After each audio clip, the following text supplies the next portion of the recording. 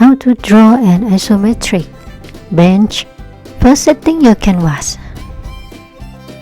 Create a new layer and set it to drawing assist.